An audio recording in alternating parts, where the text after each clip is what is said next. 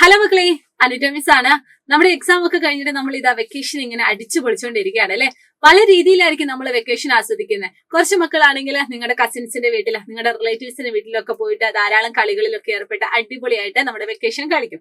അതുപോലെ തന്നെ ചില കൂട്ടുകാരാണെങ്കിൽ നിങ്ങൾക്ക് ഇഷ്ടപ്പെട്ട മൂവീസ് കാണും, അല്ലെങ്കിൽ ഇഷ്ടപ്പെട്ട ഫുഡ് ഐറ്റംസ് ഒക്കെ നിങ്ങൾ കഴിക്കും. അങ്ങനെ പല രീതിയിൽ എന്ത് ചെയ്യും, നമ്മൾ വെക്കേഷൻ ഒക്കെ അടിപൊളിയായിട്ട് നമ്മൾ മുന്നോട്ട് പോയിക്കൊണ്ടിരിക്കുകയാണ്.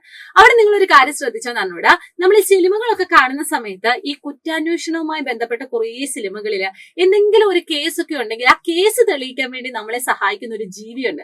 എന്താണ്? നമ്മുടെ നായകളും. എങ്ങനെയാണ് ഈ നായകളെ ഈ പറയുന്ന കേസൊക്കെ തെളിയിക്കുന്നത്, അല്ലെങ്കിൽ നായയുടെ എന്ത് സവിശേഷതയാണ് ഈ കേസ് തെളിയിക്കാൻ സഹായിക്കുന്നത് എന്നൊക്കെ ചോദിച്ചാൽ മക്കൾ പെട്ടെന്ന് പറയും, ആ നായക്ക് മണത്തറിയാൻ വളരെ നല്ലൊരു കഴിവുണ്ട്, ചിലപ്പോൾ അതായിരിക്കും ഈ പറയുന്ന കുറ്റാന്വേഷണ രംഗത്തൊക്കെ നായകളെ ഉപയോഗിക്കാൻ കാരണം എന്നൊക്കെ പറയും. ഇത്തരത്തില് ഘ്രാണശക്തിയിൽ കുറേ വമ്പന്മാരുണ്ട്. അവരെ പറ്റിയൊക്കെ ചെറുതായിട്ട് നിങ്ങൾക്ക് പറഞ്ഞു തരാനാണ് ഇന്ന് മിസ് വന്നിരിക്കുന്നത്. അതിനു മുമ്പ് ഈ ഘ്രാണശക്തി എന്താന്ന് നമുക്ക് ഒരു ഐഡിയ ഉണ്ടോ? ഈ മണത്ത് കണ്ടുപിടിക്കാനുള്ള ആ ഒരു കഴിവിനെയാണ് നമ്മൾ ഘ്രാണശക്തി എന്ന് പറയുന്നത്. അപ്പൊ അതിന് നമ്മളെ സഹായിക്കുന്ന അവയവം ഏതാന്ന് ചോദിച്ചാൽ നമുക്ക് പറയാം നമ്മുടെ മൂക്ക്. ഈ പുറത്തൊക്കെ പോകുന്ന സമയത്ത് നല്ല റെസ്റ്റോറന്റിന്റെ സൈഡിൽ കൂടെ ഒക്കെ പോകുമ്പോൾ നല്ല മന്തിന്റെ ഒക്കെ സ്മെല്ല് നമ്മളെ എന്താണ് വളരെയധികം ആകർഷിക്കും. അപ്പൊ നമ്മൾ അച്ഛനോടും അമ്മനോടും പറയും, ഇവിടുന്ന് ഫുഡ് കഴിച്ചാൽ നല്ലതായിരിക്കും, കാരണം ആ ഒരു സ്മെല്ല് കണ്ടിട്ടായിരിക്കും ചിലപ്പോൾ നമ്മൾ ആ ഒരു ഫുഡിന്റെ ആ ഒരു ഭംഗി നമുക്ക് മനസ്സിലാവുന്നത്. ശരിയല്ലേ?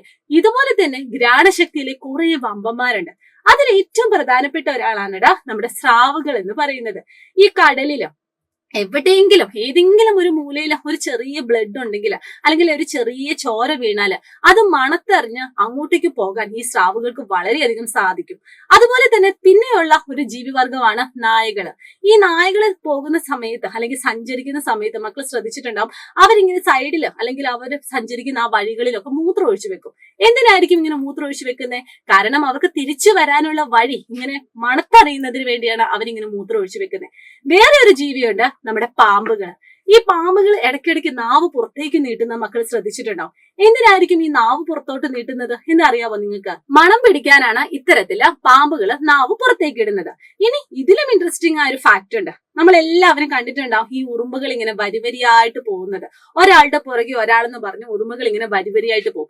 എങ്ങനെയായിരിക്കും ഉറുമ്പുകൾ ഈ ഒരു വരി അല്ലെങ്കിൽ ഇങ്ങനെ വരിവരിയായിട്ട് പോകുന്നത് എന്ന് കൂട്ടുകാർക്ക് അറിയാവോ? ഈ ഉറുമ്പുകൾ ഒരു ചെറിയ രാസവസ്തു, ആ രാസവസ്തുവിന്റെ പേരാണ് ഫിറമോൺ എന്ന് പറയുന്നത്. ഈ ഫിറമോൺ എന്ന് പറയുന്ന രാസവസ്തു ഉറുമ്പുകളെ തന്റെ ശരീരത്തിൽ നിന്ന് പുറപ്പെടുവിക്കും. ആ രാസവസ്തുവിന്റെ മണം തിരിച്ചറിഞ്ഞിട്ടാണ് വൺ ബൈ ആയിട്ട് ഒന്നിനു പുറകെ ഒന്നായിട്ട് ഉറുമ്പുകൾ ഇങ്ങനെ സഞ്ചരിക്കുന്നത്. അപ്പൊ ഈ ഘ്രാണശക്തിയിലെ വമ്പന്മാരെ കുറിച്ചും അല്ലെങ്കിൽ നമുക്ക് മണത്തറിയുന്ന കുറേ സവിശേഷതകളെ പറ്റിയൊക്കെ നമ്മൾ എന്താണ് വളരെ കുറഞ്ഞ സമയത്തിനുള്ളിൽ നമുക്ക് കുറച്ച് കാര്യങ്ങൾ മനസ്സിലായല്ലേ. അപ്പൊ ഇതൊക്കെ നിങ്ങളുടെ ശ്രദ്ധയിൽ ഉണ്ടാവണം. അപ്പൊ ഇതുപോലെ തന്നെ കുട്ടി കുട്ടി ഇൻഫോർമേറ്റീവ് ആയിട്ടുള്ള കാര്യങ്ങളുമായിട്ട് മിസ്സിന് അടുത്ത ദിവസം വരാം. അതുവരെ എല്ലാവരും ഹാപ്പി ആയിട്ടിരിക്കുക. All the very best and thank you so much.